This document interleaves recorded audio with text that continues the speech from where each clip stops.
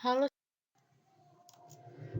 perkenalkan, nama saya Teresa Pardede, NIM 4193341046, Universitas Negeri Medan.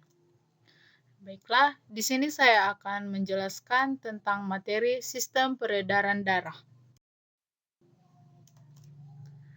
Mata pelajaran biologi, indikator yang harus akan kita jelaskan yaitu menjelaskan komponen darah, plasma dan sel-sel darah, menjelaskan fungsi darah, menggambarkan macam-macam sel darah, menentukan golongan darah dan anggota kelompok, menjelaskan prinsip dasar penggolongan darah, menjelaskan dasar-dasar transfusi darah, menjelaskan berbagai alat-alat yang berkaitan dengan peredaran darah, menjelaskan mekanisme peredaran darah atau pulmonari dan sistemik, mengenal berbagai kelainan penyakit pada sistem peredaran darah, dan menjelaskan upaya menghindari atau rehabilitasi kelainan atau penyakit pada sistem peredaran darah. Sistem peredaran darah melibatkan 3 yaitu komponen darah, alat peredaran darah, kelainan yang terjadi pada sistem peredaran darah.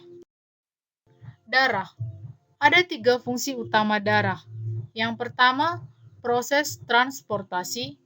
Yang kedua, pertahanan terhadap serangan penyakit. Yang ketiga, mengatur suhu tubuh. Sistem transport pada manusia ada 2. Yang pertama yaitu sistem peredaran darah. Yang kedua, sistem limfa dan atau getah bening. Berikut contoh gambar dalam darah. Dapat kita lihat sel darah putih, adanya keping-keping darah, adanya sel darah merah, adanya antigen, plasma darah, zat makanan, oksigen, cairan dari darah, zat sisa metabolisme, dan karbon dioksida, dan banyak lagi yang terdapat di dalam darah. Komponen darah. Darah terdiri dari plasma darah, sel darah. Dapat kita lihat dari gambar berikut. Plasma terdiri dari 55% sel darah putih dan keping-keping darah, sel darah merah. Jadi di dalam tubuh kita manusia, kita lebih banyak mengandung plasma darah dan sel darah merah.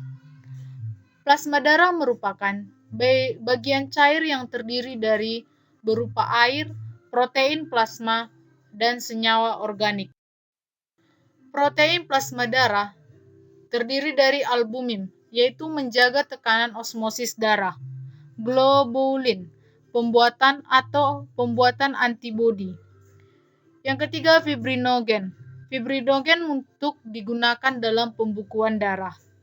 Bahan organik yang terdapat pada plasma darah, yang pertama glukosa, yang kedua asam amino, lemak, vitamin, hormon, dan garam mineral, atau disebut natrium, klor, fosfor, dan bikarbonat.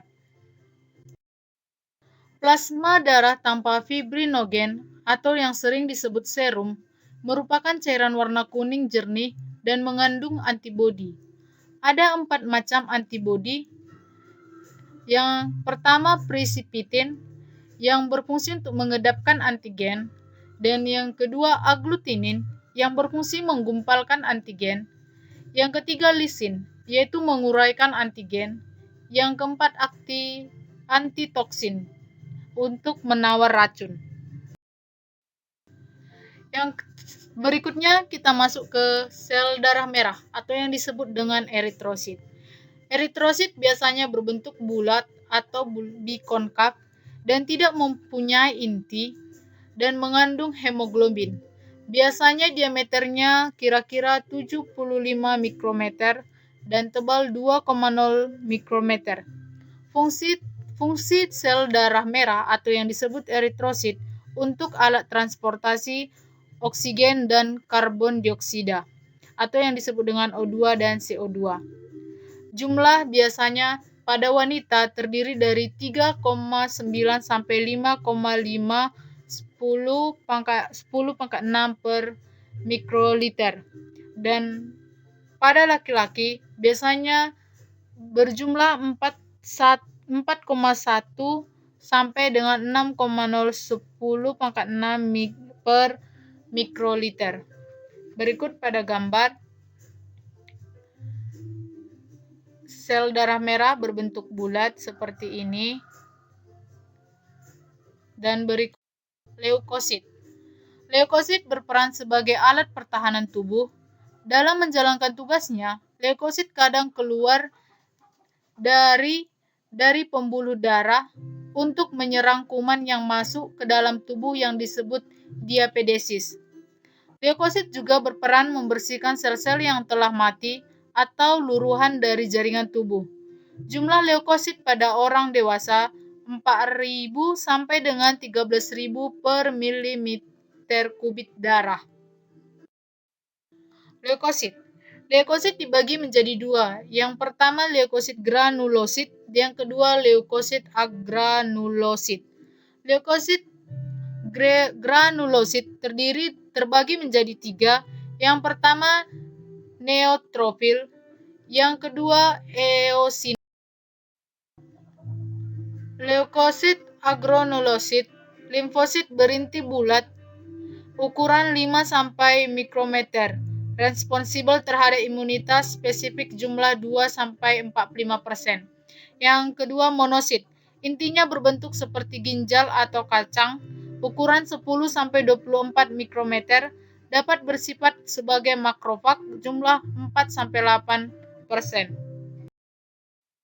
Leukosit granulosit terdiri dari neutrofil yang berinti dan terkira 2 sampai 5 lobus. Granul netral digunakan untuk biasanya berfungsi sebagai fagositosit bakteri atau memakan bakteri. Ukurannya 10 sampai 14 mikrometer, biasanya terdiri dari jumlah 60 sampai 70%. Yang kedua eosinofil, memiliki inti dan terdiri dari 2 lobus yang terdapat granul merah yang berfungsi untuk memfagosit bakteri, protozoa, dan cacing. Ukuran 10 sampai 14 mikrometer. Jumlahnya 2 sampai 4% pada darah. Basofil. Basofil berinti, berlobus, bergranul biru, menghasilkan histamin dan herapin. Ukurannya kira-kira 10 sampai 12 mikrometer, jumlahku lebih kecil dari 1%. Trombosit. Bagian darah yang ukurannya paling kecil, bentuknya bulat dan oval. Jumlahnya 200.000 sampai 500.000 sel milimeter kubik darah.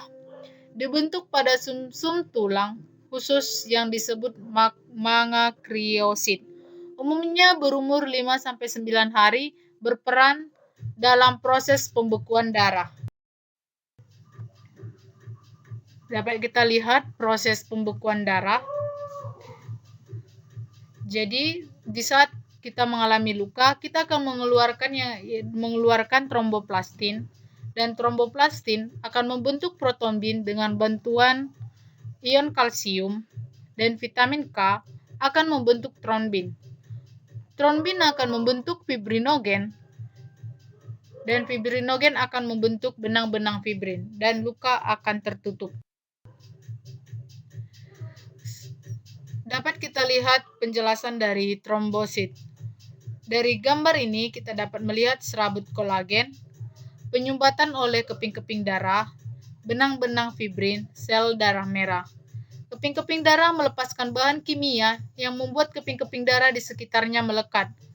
Faktor pembekuan berasal dari keping-keping darah, sel-sel yang rusak, plasma yang di dalamnya terdapat kalsium dan vitamin K. Maka dari sebab itu akan terbentuk protombin dan trombin, dan trombin akan membentuk fibrinogen, dan fibrinogen akan membentuk fibrin, dan luka akan tertutup. Golongan darah. Golongan darah dalam sistem ABO. Menurut Karl dan Landsteiner tahun 1930, darah pada manusia dibagi 4 kelompok berdasarkan keberadaan agglutinogen dan agglutinin. Agglutinogen pada eritrosit disebut antigen, sifat dapat digumpalkan. aglutinin pada plasma darah disebut antibodi, sifat menggumpalkan antigen. Golongan darah. Eritrosit mengandung dua antigen, yaitu antigen A dan antigen B. Antigen ini disebut aglutinogen. Aglutinogen A atau enzim glikosil atau transferase. Aglutinogen B sama dengan disebut dengan enzim galaktosa. Antibodi di dalam plasma akan bereaksi spesifik terhadap kedua antigen ini, yang dapat menyebabkan aglutinasi atau penggumpalan eritrosit, yang disebut aglutinin.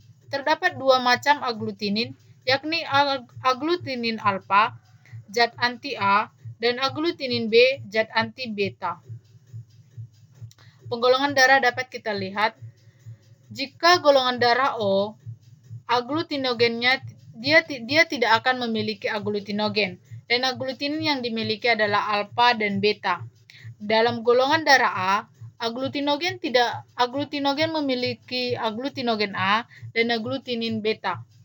Pada golongan darah B, aglutinogen yang dimiliki adalah aglutinogen B dan aglutinin pada golongan darah B yaitu alfa.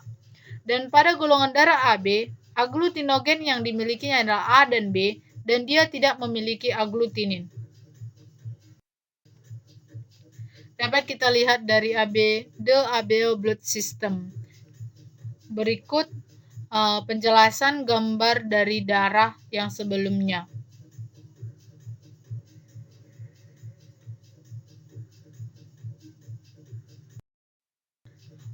Golongan darah sistem ABO. Golongan darah A, aglutinogen A, aglutinin beta. Keterangan dapat menerima dari A dan O dan dapat memberi ke A dan AB. Golongan darah B, aglutinogen B dan aglutinin alfa. Menerima dari B dan O dan memberi ke B dan AB. Golongan darah AB, aglutinogen AB, aglutinin kosong. Hanya dapat menerima dari A, B, AB, dan O, dan tidak dapat memberi kepada golongan darah yang lain. Sedangkan pada golongan darah O, dia tidak memiliki aglutinogen, dan pada aglutinin terdiri dari alfa dan beta. Dan dia hanya dapat memberi ke A, B, AB, dan O, dan tidak dapat menerima golongan darah kecuali dari O. Sistem RH atau Rhesus. Menurut Karl Landsteiner dan Wiener pada tahun 1940, penggolongan darah sistem Rhesus berdasarkan ada atau tidaknya aglutinogen atau antigen RHD pada permukaan sel darah merah. Jenis golongan darah. Unsur pada membran sel darah merah atau yang disebut dengan eritrosit, aglutinogen atau antigen RHD, RH ditambah resus positif RHD, RH minus resus negatif sama dengan negatif. Transfusi darah. Transfusi darah merupakan proses pemberian darah dari seorang donor kepada seorang penerima atau yang sering disebut resipien. Golongan darah AB merupakan resipien universal, sedangkan golongan darah O merupakan donor universal. Transfusi darah yang terbaik adalah transfusi dari golongan darah yang sejenis. Transfusi darah seperti dapat kita gambarkan dalam bagan. Golongan darah A hanya dapat memberikan darah kepada golongan darah A, golongan darah B, dan golongan darah AB. Dan golongan darah A dapat memberi kepada AB dan B kepada AB. Contoh transfusi darah dapat kita lihat dari gambar A. Dari gambar ini dapat kita ketahui maka tidak terjadi aglutinasi, maka transfusi darah aman. atau dapat dilakukan. Sedangkan pada gambar ini terjadi aglutinasi. Maka sebab itu transfusi darah tidak dapat dilakukan.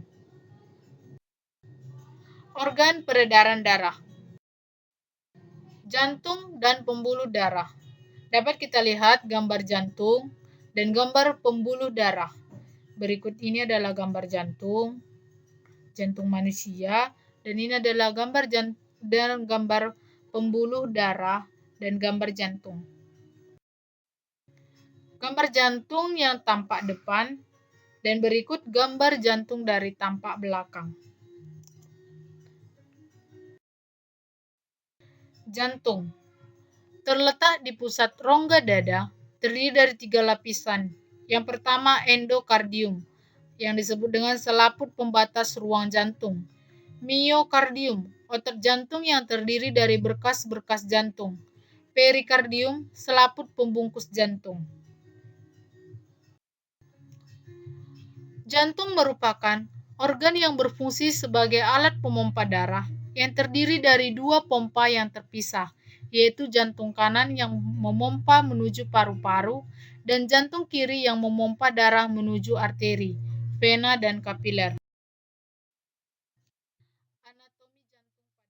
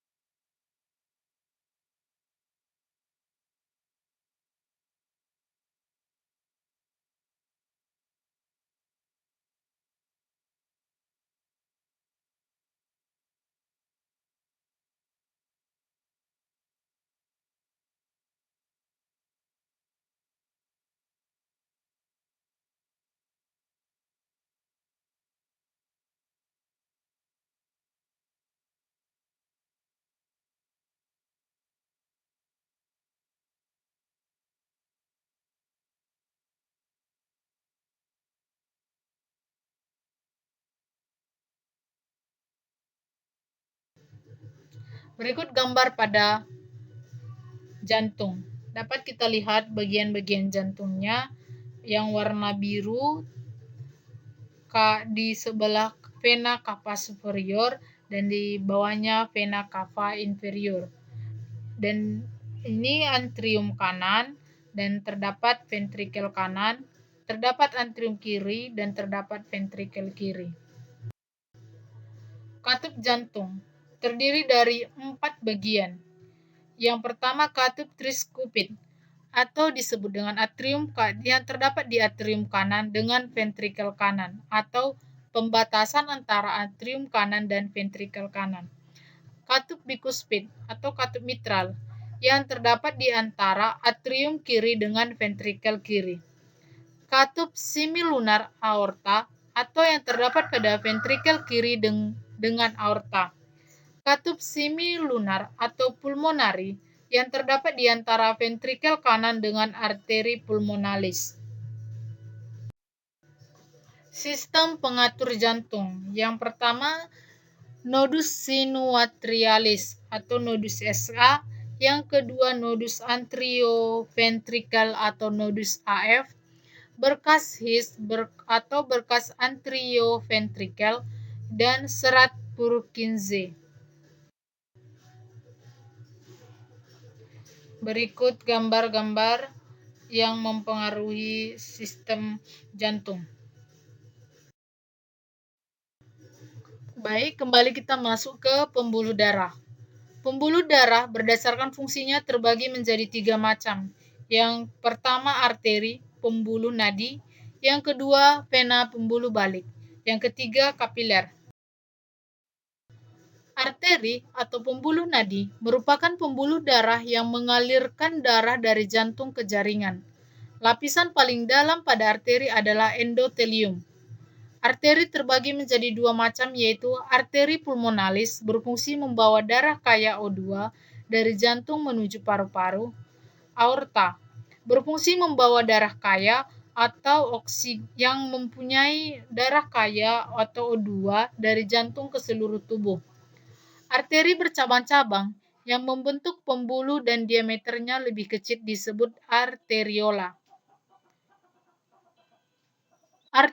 Arteriola bercabang-cabang hingga membentuk saluran halus yang berhubungan langsung dengan jaringan disebut kapiler.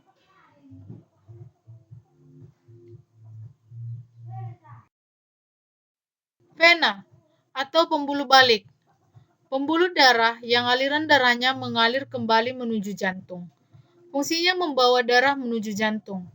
Vena terbagi menjadi 3 macam, yaitu vena cava superior, berfungsi membawa darah yang kaya CO2 dari tubuh bagian atas, dan vena cava inferior, berfungsi membawa darah kaya CO2 dari tubuh bagian bawah. Vena pulmonalis berfungsi membawa darah yang kaya CO2 dari paru-paru. Berdasarkan aliran darahnya, pembuluh darah ada 2 macam. Yang pertama, pembuluh darah yang meninggalkan jantung terdiri atas arteri, arteriola kapiler. Pembuluh darah yang masuk ke jantung terdiri atas vena venula. Berikut gambar dari arteri, dan warna merah adalah gambar arteri, dan yang warna biru adalah gambar vena.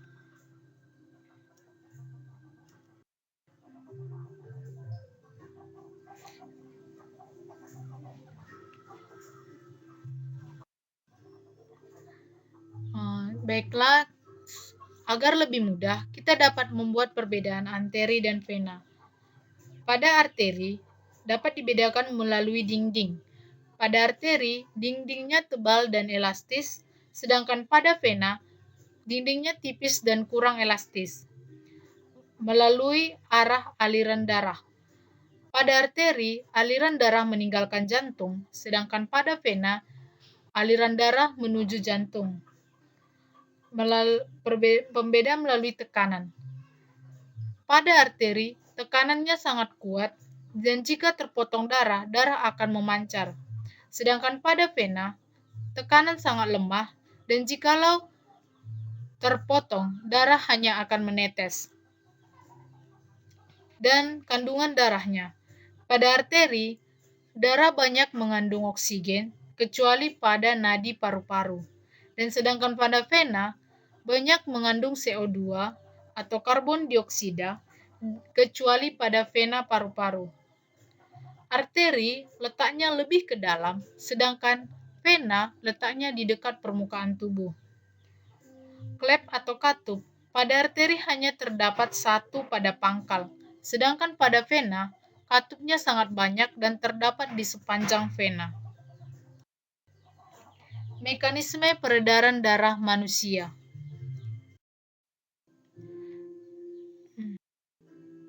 Dan sedangkan pada peredaran darah besar, dimulai dari bilik kiri dan disebarkan ke seluruh tubuh bagian atas dan tubuh bagian bawah, dan kembali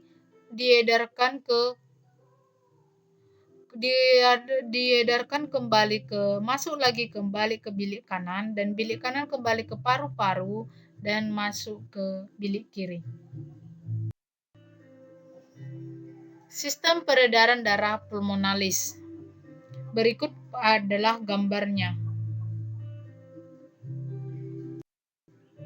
Dan berikut adalah sistem peredaran darah sistemik. Tekanan darah. Tekanan darah merupakan daya dorong darah ke semua arah pada seluruh permukaan yang tertutup, yaitu pada dinding bagian dalam jantung dan pembuluh darah. Tekanan sistol atau angka yang menunjukkan tekanan darah ketika jantung berkontraksi untuk memompa darah ke arteri dan nadi. Tekanan diastol, angka yang menunjukkan tekanan darah ketika jantung relaksasi atau tekanan darah balik dari arteri dan nadi ke jantung. Tekanan darah normal seseorang 120 mm/Hg sistol dan 80 mm/Hg diastol. kelainan dan penyakit pada sistem peredaran darah. Yang pertama, hemofilia atau sering yang disebut dengan susahnya darah membeku. Yang kedua, thalassemia. Yang ketiga, anemia atau yang sering disebut penyakit kekurangan darah. Yang keempat, leukemia atau kanker darah. Yang kelima, arteriosklerosis. Yang keenam, erythroblastosis fetalis. Yang ketujuh, jantung koroner. Yang kedelapan, skleriosis. Yang kesembilan, hipertensi. Yang ke-10, hipotensi. Teknologi yang terdapat pada sistem peredaran darah. Yang pertama, ekokardiograf atau ECG atau ekokardiografi yang merupakan teknik mengetahui atau untuk mendiagnosis adanya gumpalan darah menggunakan gelombang ultrasonik. Yang kedua, operasi bypass. Yang ketiga, transplantasi jantung. Yang keempat, pacemaker. Yang kelima, angioplasti. Berikutlah hasil penjelasan saya tentang materi sistem peredaran darah. Jika ada kata atau penjelasan yang kurang jelas, saya ucapkan terima kasih.